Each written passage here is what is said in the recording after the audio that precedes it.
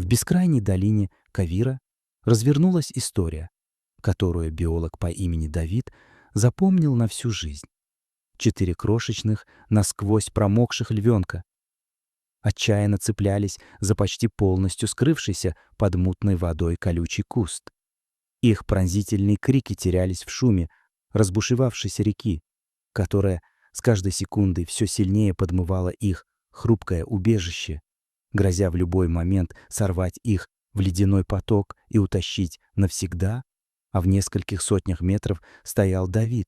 и его пальцы так сильно сжимали бинокль, что побелели костяшки, а руки дрожали от ужаса, потому что всего мгновение назад он видел, как их мать-львица была сбита внезапным ударом течения и исчезла в бурлящей грязной воде, оставив детенышей одних. Река отрезала его от них, и он мог лишь наблюдать, как силы покидают малышей, пока из густой вязкой грязи неподалеку не появилась одинокая фигура старой зебры по имени Ирма, чья шерсть была потускневшей и мокрой, а движения — тяжелыми и неуверенными. Ведь всего 3 дня назад она потеряла собственного жеребенка, растерзанного львами. И теперь она шла почти наугад, опустив голову, словно лишенная цели. Но, приблизившись к затопленным кусту и услышав слабые всхлипы львят, она остановилась, и в ней будто столкнулись инстинкт страха и нечто иное,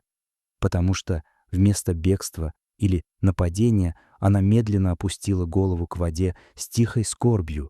вошла в ледяной поток, коснулась мордой одного из дрожащих львят и позволила им,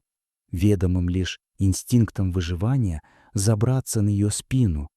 после чего вынесла их на берег, и Давид, не веря глазам, понял, что стал свидетелем невозможного. В последующие месяцы он искал эту невероятную семью, а Ирма, вынужденная держаться рядом со стадами зебр, скрывала 4 приемных хищников в высокой траве, постоянно настороженная, защищая их от гиен и леопардов, учила их выживать не как убийц крупных животных, а как осторожных существ, добывающих мелкую пищу и падаль.